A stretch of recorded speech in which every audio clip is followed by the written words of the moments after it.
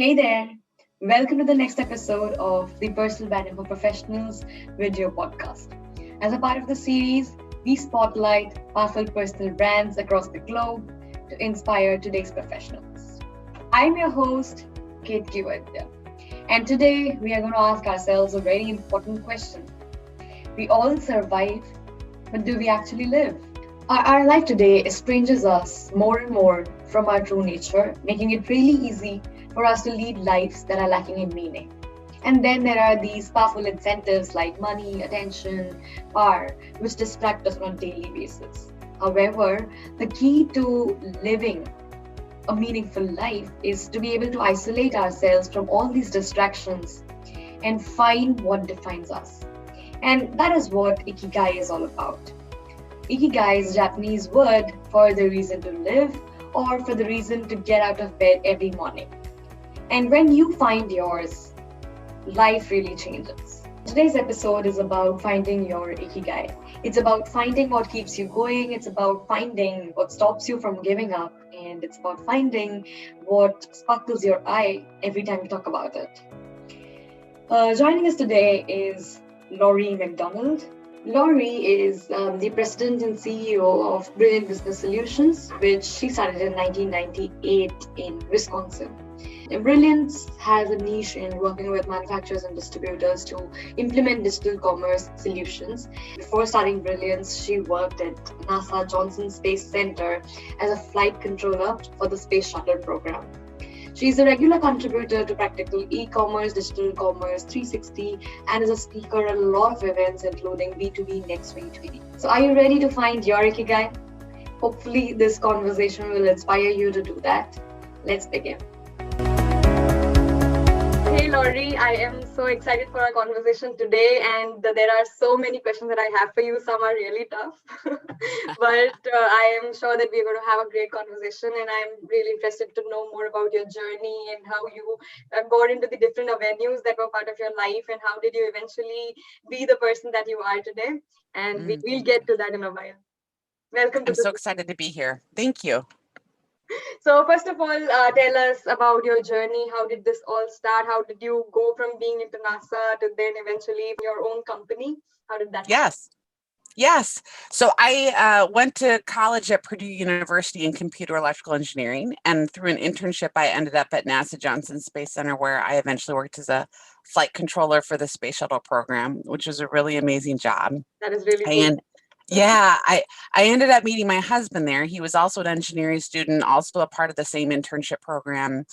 He eventually went to work for Rockwell Automation, and as a result, after a few years at NASA, we ended up relocating to Milwaukee, Wisconsin. And I was trying to figure out what could be as cool as space. And so I decided to start a web development company. It was in 1998, and the internet was kind of in its infancy. And with my, I knew some businesses that needed websites, and with my technical background, that was something I knew how to do. Right. And specifically over time, I realized that we were a really good fit for working with manufacturing and distribution companies that had been around for 50 to 100 years and were looking to move to start selling products online. And eventually my husband left his job, and now he works with me. We've grown to a team of 18. It's been a ton of fun. Yeah. So tell me about the challenges that you faced along the way. It must have been really difficult to move to a different city and then start from scratch. That must have been really hard for you. But you did see the value, and you were able to envision yourself as this person that you are today. So how did this happen, and what are the challenges that you faced along the way? Yeah, well, many of the challenges looking back were really around my confidence and mindset and like beliefs in myself. Those were a lot of the things that I had to learn to overcome. And, I didn't see that in the beginning, but it was hard for me to believe that people would pay me for the work that I did. And so like and initially, it was difficult for me to recognize the expertise that I had to offer.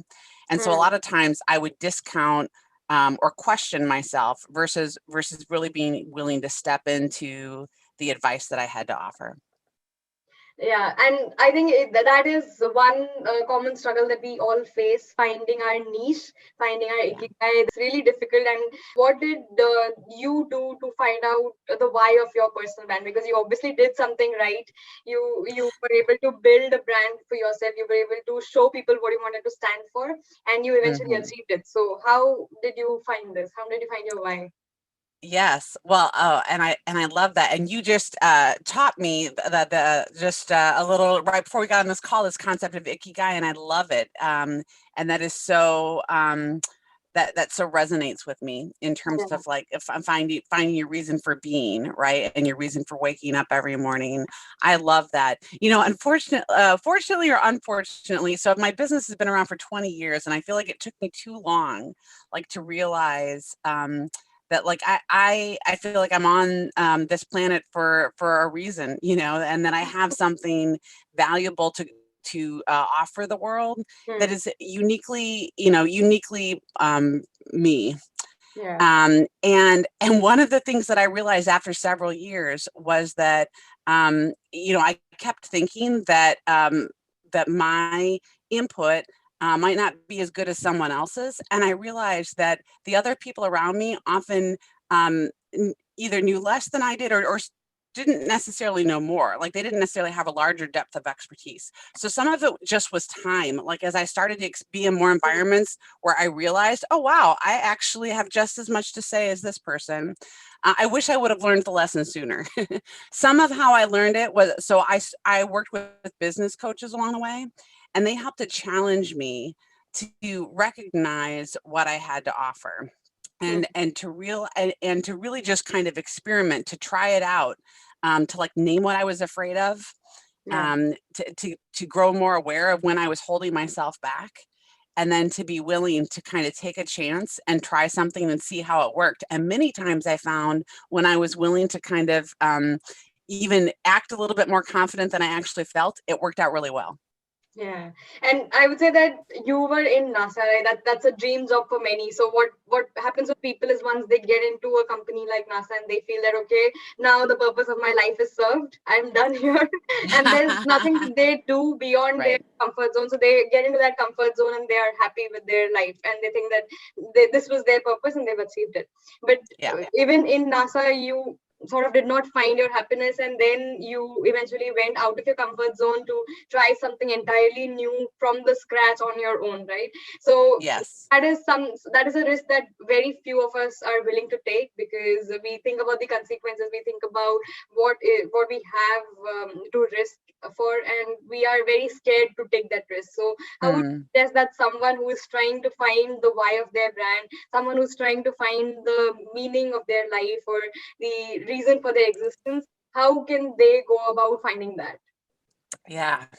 It's a great question. Um, in some ways, I think one of the things that helped me was to focus on like what needs were around me that I seem to be a really that drawn to and good at helping Yeah. other people with. The other thing that I looked for, so like there are spiritual things that are important to me that for a while felt like not. Um, like work things. Like in some ways, I kind of compartmentalized pieces of my life. And over time, what I realized was in your work, you have an opportunity to create an environment where we see value in each other's humanity, Yeah. right? We can create a space where we make people's, hopefully, ideally, we make people's lives better. We enable them to be authentically themselves. And so over time, I started to realize that in creating a business, I have an opportunity to create an environment, hopefully for my employees, that Mhm. enables them to live out their best, right? And also for my clients, that enables them to create, more provision for their teams and employees and for their communities. So I started to realize um, that my business professional life could be a part of living out like personally what gets me excited. And I started to just look for where were the places in my life that one story, in the beginning when I started Brilliance, we were building websites for whomever wanted them, right? Right. Like I built websites for my parents, for my for a dentist office, for a bed and breakfast, just like whomever would hire us. Eventually, and it kind of goes to this idea of personal branding. I started writing articles. This was a while ago, like while before podcasts or anything else. I just started writing articles for people online, and I had written an article on accepting credit cards online. Okay. And a manufacturing company that was a long distance away from where I am, they read the article and they decided to call me to invite me to bid on this project. And they tell me that they invited like 100 different people to bid on this, and they narrowed it down to 3. I was one of the 3, and we won the business. And that was so exciting. That was the first like really like large client that we had.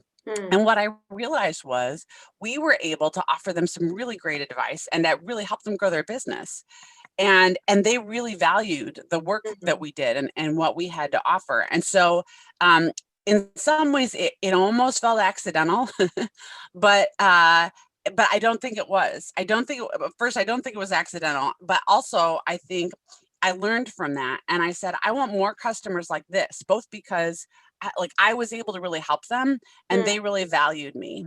Yeah. And so I looked for ways to find more clients just like that and figure out what was it about that that made it a really good match. So sometimes I think we shouldn't worry too much about, like figuring out exactly what the perfect vision is of our future. Like if we can just focus on like, what's the right next step, like kind of take it day by day. It is good to vision. Absolutely it is. But I think sometimes we can get too worried about figuring it out. And really we have an opportunity to kind of live our lives and then see what things are really working and then move in that direction. Yeah, and I think that is the beauty of personal brand, right? That your work speaks. When you build a personal brand for yourself, it speaks for you even when you are not in the room, even when you are not Right. talking to that particular person, and that connects you to better opportunities, which are good for your personal and professional development. So in this Yes. case, I think that whatever you got that client, that was not accidental because you did work for it. You were projecting your brand. You were able to speak through your work, and that influenced them and that inspired them to get connected to you. So there are these Yes. opportunities that we cannot plan ahead of time, but definitely when you have built an effective personal brand for yourself, it does wonders. It does its magic. So you have to invest your time in doing that. And that is one advice that I really want to give to our professionals today, that no matter how much they've achieved in their work, they should still take out some time and build a personal brand outside of their professional accomplishments, because they are not just their work, right? They are more than that, and they have to be able to speak about every aspect of their personality. They have to share their story with the world. Definitely. Yeah. So I think when you started your journey and when you started your own company, there must have been a lot of networking that you had to do to establish whatever you have done today. So tell me, how did you go about with the networking? What are some strategies that worked for you when you were networking with people, not only within your network, but even outside of your network? Yes, it's a great question. And networking is so important. And so to be completely transparent, networking can be a little uncomfortable for me. So I'm a bit of an introvert.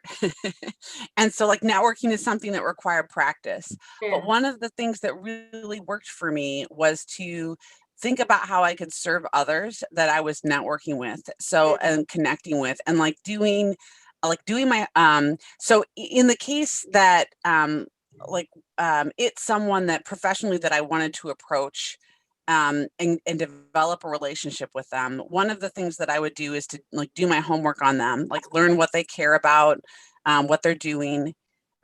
You did this really well when you reached out to me. you had listened to a podcast I was on and said that how valuable it was to you. And of course, that was great to hear. And it made me want to learn more about you. Right. Yeah. And so I think, and this is something I really respect, but when I'm approached to network, is if people have some information about who I am before they connect with me. And so I like to offer that same thing to others. If I want to connect with them, I'd love to know a little bit about them before I reach out and say, hey, I'd love to have a conversation with you. Yeah. And I think it's really great to think about it helps to frame conversations well. When we're talking to people, if we can think about, well, how could I support this person that I'm talking to? So, sometimes when I'm in a conversation with someone, I'll figure out people I might be able to introduce them to, or maybe it's just my presence in the conversation is a support to them. Like maybe I can offer them something, a similar experience I've been through that might be helpful. Yeah. And so if we can think about how we can support other people when we're not working with them, I think just in the long run that pays off. Like it comes back to benefit you. And you've made a great point over there that networking is not only about receiving, but it's also about giving, right? So a lot of times what the common mistake that we make when we are networking and reaching out to someone is we're just not only interested in what they can give us, but we are not ready to offer something in return. And what you should focus on is first building a relationship where you have reached that point where you can seek some help from that particular person based on their expertise, and then you begin that, right? But first it's very important to engage with their post, build a relationship, get to know them better, because there are so many resources available today. You just do a simple Google search, and there, at least even if you do that initial 3 to 4 seconds scan, that itself can help you write a personalized message for that particular person. And a lot of people, they don't do that, and I would call that passive networking, because that's just randomly sending connection requests to people without any goal in mind, without and a lot of times what happens is they just send a connection request and there's no conversation ever after. So that kind of networking, I don't think that really helps us grow. But what can create a huge impact is when we are trying to get to know that person, when we are offering something in return, and where we help each other learn and grow, right? The kind of place that you said that a company should have, that can also be an environment that the world creates. Yes, I love that. Yeah. And I think along the way, you also found your niche in a lot of speaking engagements, because I think that is also where you would have grown out of your introvert shell and you were able to speak up, open up very quickly with people. So how did you find those speaking engagements for yourself? Because a lot of people today, they are also interested to build a personal brand in speaking engagements, but when they try to find that, it's very difficult to brand yourself in such a way that you're a speaker, or it's very difficult to connect yourself to such opportunities. So how does that happen? What is your advice on that? Yeah, well, so for me, I ask my clients what events they go to and what publications are of interest to them was one place I started. So when I speak a lot on implementing digital commerce for manufacturers and distributors, because that's my business. And I speak on other topics as well, but that's some of where I started to focus initially. And so I would ask my clients, what conferences do they attend? What do they read? And so that gave me a good starting point. And I would search for podcasts that would speak to those same topics. I also created a speaker kit, so a couple-page PDF document that lists out topics I speak on and places that I've spoken. And then I sent that sheet out to different people in my network and said, hey, here are the speaking opportunities I'm looking for. Do you know of anyone who's looking for a speaker? And, initially, I would just recommend speak for whatever opportunity you have. Like, it's good to get that practice. And then also people will see you speak and will be like, oh, there's this other place that's looking for a speaker. There may be associations or meetups. There are a lot of different groups that are looking to have someone come in and share some ideas with them. So there are just so many, and the reality is, now with digital and Zoom, we can all create videos of ourselves speaking that we can put on our LinkedIn profile. We're able to, become a speaker, in some sense, create speaking opportunities for ourselves through webinars. And so practice is very important. And then if you kind of just start looking for them, I think you can do it. I did initially, I set a goal for myself. I said, I want to line up 3 speaking opportunities in the next 6 months. A few years back when I decided to become more intentional about this. And I didn't end up finding 3. I found 2, but they were really good speaking opportunities. And the reality is it really set me up for continued just to kind of, people knew that I was looking for speaking opportunities, and then they would reach out to me more. Right, and you've given us a great tactic over there. That that in this world right now, in this digital era, it's very easy to build like a video resume for your speaking engagement, Mm-hmm. and then you send that out to people. You post, first of all, you make sure that you're branding yourself as being open to speaking opportunities. So you can have the about section of your LinkedIn, the about section of different platforms that you are on, and you can mention over there that I'm looking for speaking opportunities. If you have one for me, please reach out to me over this and that. I've seen a lot of people doing that. And then when people reach out to you, it's also important to establish your credibility. So having everything in a PDF or maybe a video resume, something like that, where you Yes. mention all the speaking opportunities that you've had till now. And especially when you're beginning, I think it's very important to not be selective about what opportunity you're getting, because one Right. opportunity leads to another, and that can start the traction that can get you more speaking opportunities. So I've seen a lot of speakers that I reached out to. What they do is they look at how many subscribers I have, what is the metrics, and Mm, then based on that they reject it. So I don't mm, think that kind of an approach would help, because you never know what doors a particular speaking opportunity can open for you. Because right. someone in my network might look at your video and they might be interested to get you on their podcast, and there are Right. things, right? This is a chain reaction, I would say, that it begins once you say yes to those speaking opportunities. So Definitely. yeah, that definitely is a mindset that is not going to help them in any way, and I think that should change. And I'm really thankful to you for saying yes to this interview from this respect, because there are a lot of speakers that do that, and it really demotivates me in my journey because I think that okay, I'm getting Mm, started. I cannot offer the metrics right now, but you should still be interested because I want to offer value to the community.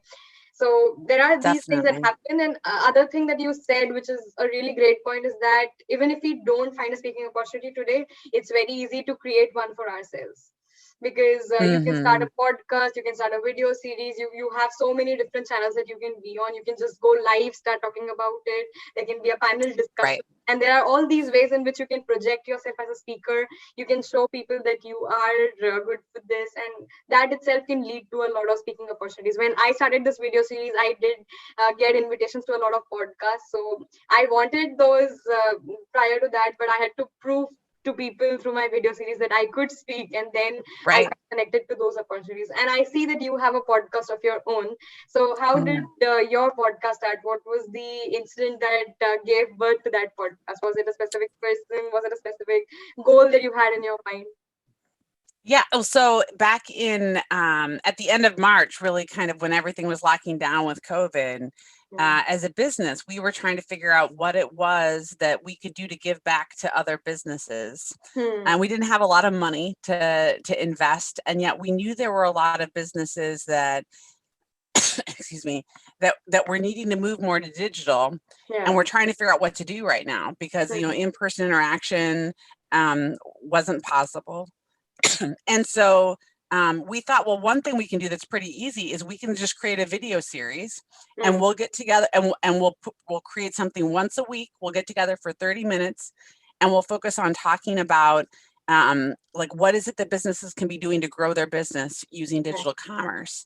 And Hmm. initially the conversation started between myself and Jared, my director of sales and marketing. It was us talking with each other about it. And then we started to invite guests to come on with us, and we started to interview our employees.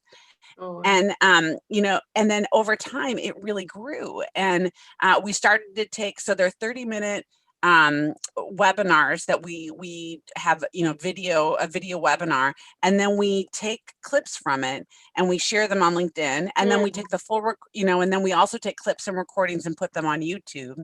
And we've just had a lot of really positive things happen from it. We've had people reach out to us and ask to be on.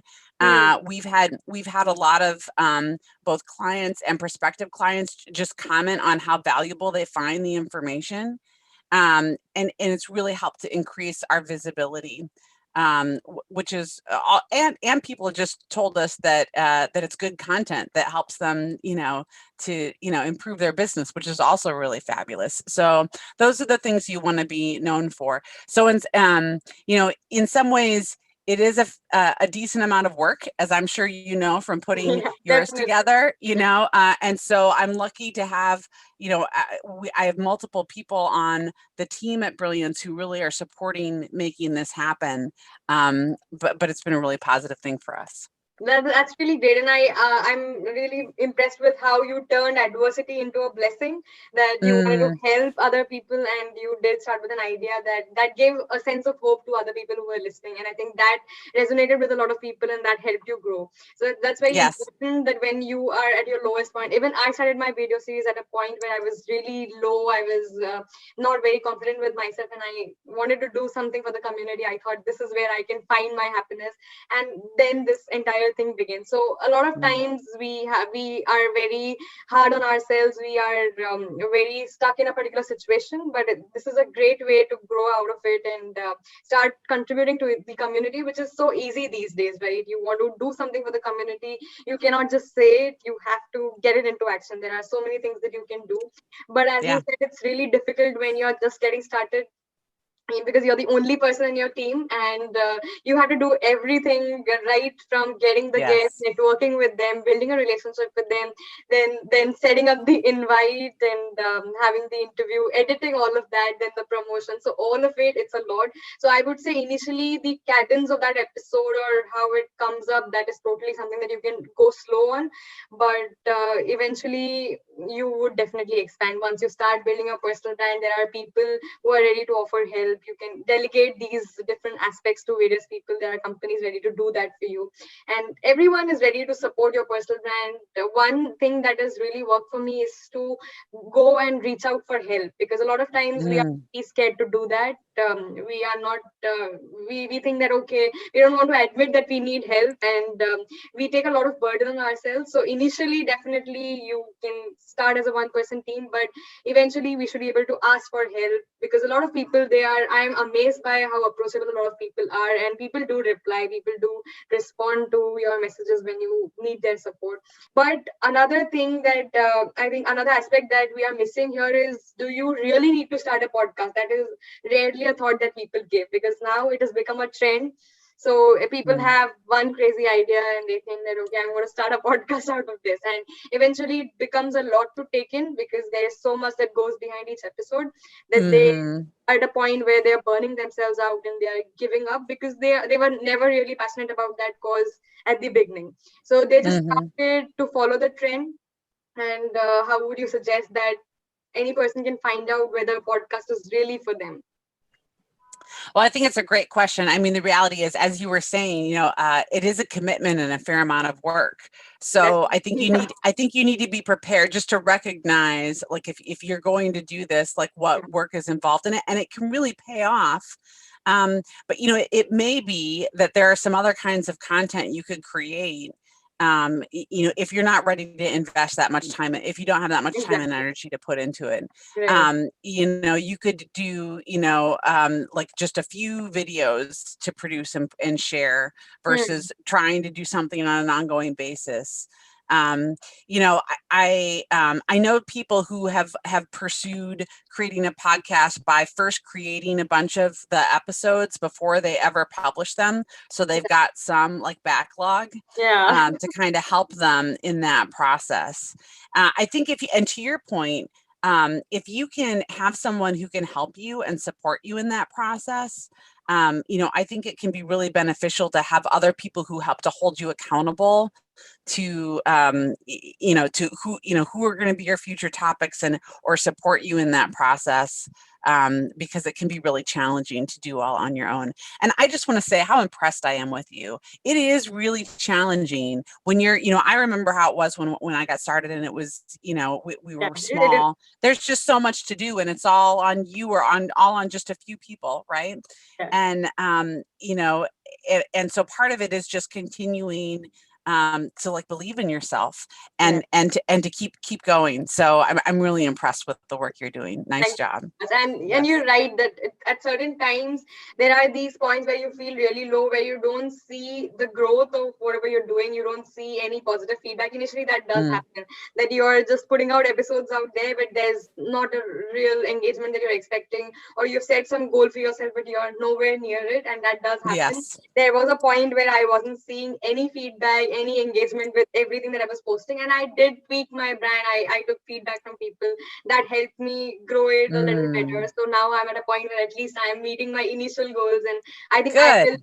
yeah, that keeps me motivated because I'm celebrating these small wins, and it's very easy to give up, I guess, but that all Yeah. drills down to whether you're really passionate about what you're doing. So when you're passionate, you are not at the point where you're burning yourself out, but you're doing it out of your own passion. You really want to do it, and that helps to keep you going. So at the end of the day, it's all about creating something that's bigger than yourself, right? That's all. Yes, exactly. That's a beautiful feeling. That's a different sense of contentment that you Yeah. give yourself, and that drills down to whether you can tie the why of your life to the why of your brand, right? And you figure Yes. out what the purpose of your existence is, and then you work on it. Last question. This is the last question, I promise.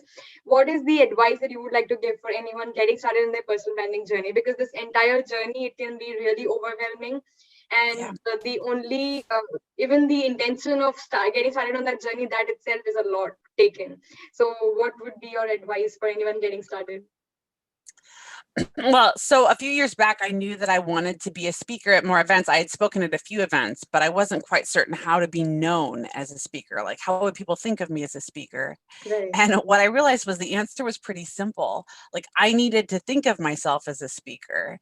And so I went and I changed my LinkedIn profile to put like on my profile that like I'm a speaker. Like I put that up there. And then I started like representing myself when I talk to people. I was like, I'm a speaker at events. And so I realized that some of what needed to happen was I needed to think of myself that way and be willing to just to say, this is a part of who I am. And as I started to see it, other people were like, of course you are. Like, people didn't challenge me on it. They were like, yes. And so my advice would be to just get started, to recognize that you have this, this ability, and don't wait for it to come to you. Like if you want to do that, call yourself a speaker, and then look for some opportunity to speak and just get started. Yeah, that's a great advice. I would say that because a lot of times what we do is we are so engrossed in creating a definition that we want people to look at us a certain way, but before doing that, we don't view ourselves that way. So we first have to envision ourselves there. We have to think that we are capable of this. We have to believe in ourselves, and then we keep going, because then we definitely get support along the way. So it's great that you're already doing it. You're living that story that you wanted to build for yourself. And thank you for sharing everything with us. And you already have a great foundation that you're building on. So I'm so thankful that you reached out to me. Thank you, Laurie. I hope you like this conversation. If you are already aware of what your Ikigai is, let us know in the comments below of what gets you out of bed every morning. I would love to hear all of it. And if you are on the path to finding it, tell us what inspires you and what your goals are. If you found value in this video, please subscribe to this channel, and I will see you next month.